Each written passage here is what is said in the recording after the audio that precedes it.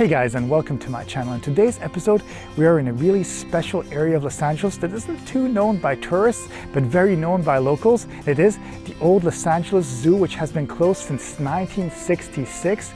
And yes, this area is abandoned, but since it's also part of Griffith Park, there's a lot of picnic tables, picnic areas, a lot of hiking trails too, and it is part of Griffith Park, so it's just beautiful to walk in. But what I find interesting is the fact that there's a lot of old cages that have been abandoned since the 60s, and a lot of also decorations that were in the Los Angeles Zoo. And yeah, just walking through this place always makes me kind of dream about being here maybe 50, 60 years ago when it was still open. So yeah, without any further ado, let's explore.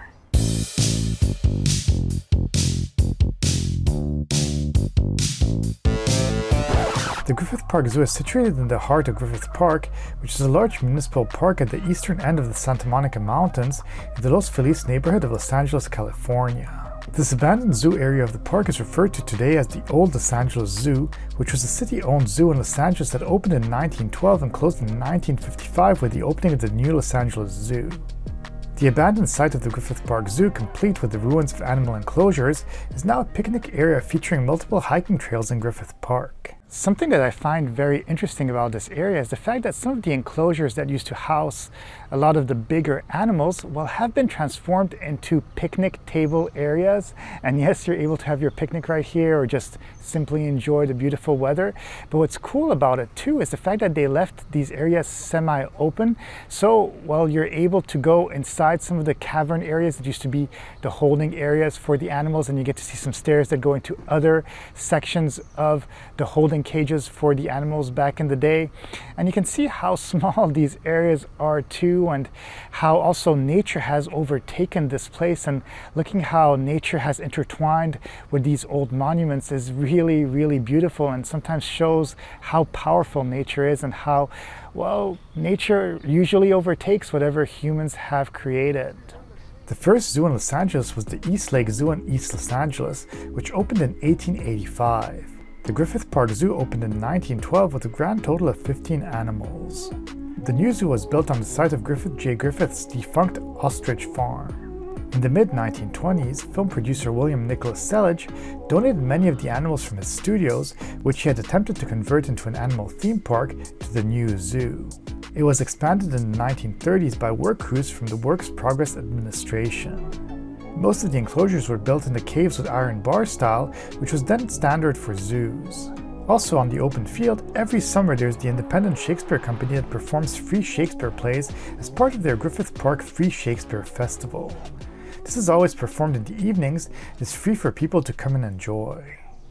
Yes, I get it. This place is technically the old zoo. It's abandoned, it's not used, but at the same time, it's kind of tiring to see all of these tags pretty much around every single wall around here. And it is really, really sad because it is a historical place, and me who loves to enjoy nature, enjoy walking through these areas, seeing tags on the walls kind of makes me sad because, well, it is vandalism, and at the same time, I just like to have a clean city. And you know, there are different sections of this park that are much more closed off to the public, and I think that if people were a little bit more respectful, well, maybe this area or these areas might be open to everyone. It truly is a pity to see tags on almost every wall of the old zoo. I'm not really sure who it's supposed to impress, as it just makes this area look a little bit rough. Also, many of the smaller cages and some of the structures have been encircled by huge black gates that don't really add much aesthetic to the place.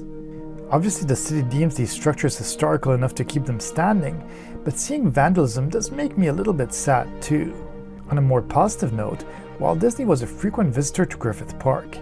He would have his animators come to the zoo to sketch animals. Observing the animals' anatomy and movements would add realism to his feature animated films. Disney animators can still be spotted at the new zoo drawing animals like they used to back in the day. The more you go deep into this park, the more cages you're going to see. And there is one section of the old zoo that has quite a few small cages, one after the other. And it's really eerie and really cool to see.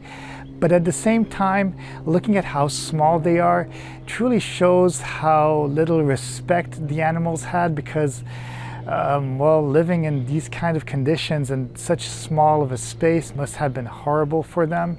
So I'm really, really glad that they actually moved every single animal and they put them into the new zoo that's much bigger, much more humane. But also at the same time, it does show kind of how humans sometimes treat animals and that they don't think that they also have feelings, that they are living creatures. But I am glad that they also kept these relics because it is good to see. It is a good reminder of how things were back in the day and how things are hopefully better now. And yeah, walking through this place is truly like walking through history. As Los Angeles grew, the small Griffith Park Zoo was increasingly criticized as inadequate, ugly, poorly designed and under-financed collection of beat-up cages, despite drawing more than 2 million visitors a year. In 1958, the city passed an $8 million bond measure to create a brand new zoo. Griffith Park Zoo closed in August 1966, and its animals were transferred to the new Los Angeles Zoo 2 miles away, which opened in November 1966. One of the most famous animals that was inside these cages was Ivan the Terrible, a 900-pound polar bear which apparently visitors could even throw food at and feed if they wanted.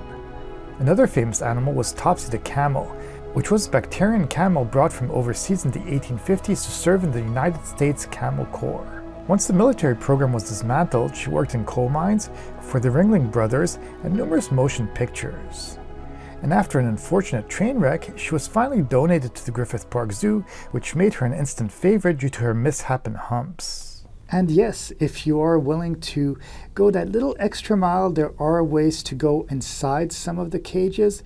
It might require a little bit of climbing or finding little openings that are not so secure in the gate that is surrounding these cages, but yeah, it's not so hard to get inside here.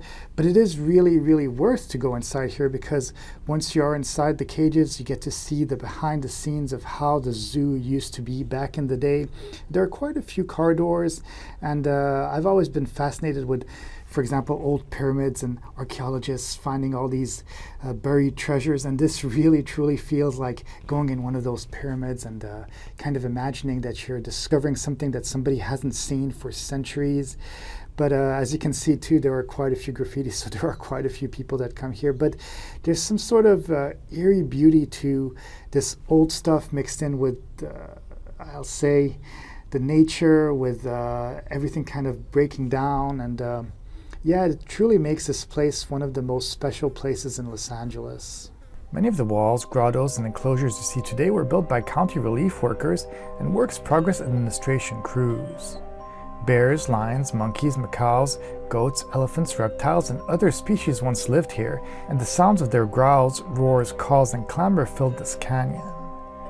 Nowadays, walking through these empty hallways feels in some way like walking through an archaeological discovery. Most of the walls have been tagged with numerous graffiti, and looking at each room and its differences is interesting and unique. Although these historic enclosures are no longer appropriate for housing animals, they can serve as an opportunity to better understand developments in zoological sciences and also a reminder that animals are living creatures, therefore they should be treated in a much more humane way than what these cages show. If looking at the insides isn't enough, there's also a smaller trail that leads to a viewing point which really highlights the way that these cages were built and also gives a nice upper view of the surrounding green area below. On this whole Griffith Park old zoo tour, well, there is one cage that I wanted to highlight, and it is right behind me. And why did I want to highlight this cage? Well, simply because this was a cage that I had used in one of my first film projects back in 2003. I had done a complete full fight scene in this cage. And yeah, as you can tell, well, the ground is kind of raised in this cage. Well, simply because it's on the bottom of a hillside where the water always slopes down when it rains. So it kind of raised the floor right here. But it is kind of interesting to see how the cage is still standing. And it kind of also makes us understand in some way how the old pyramids in Egypt got covered by sand pretty much in simply the same way as it got covered right here. Here it's rain, there it's the wind. But yeah, everything gets covered by nature and nature overtakes everything.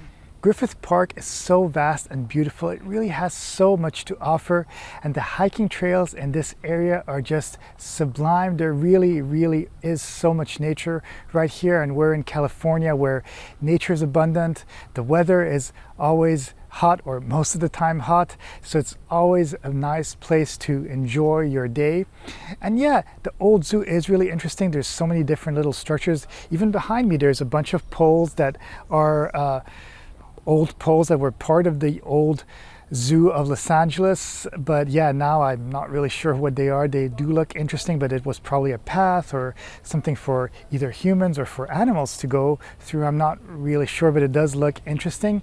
But yeah, with that being said, I think that this is the perfect place to end this video. I really hope that you guys enjoyed coming on this visit of the old Los Angeles Zoo. And if you did enjoy it, please be sure to subscribe, hit the like button, leave me a comment too. Let me know what area you preferred in this park. Let me know if there's other areas of Los Angeles that I should go visit. Since I'm making a lot of videos, I'm always up for some suggestions. But with that being said, I really hope that you guys enjoyed this video, and I'll see you guys in the next video.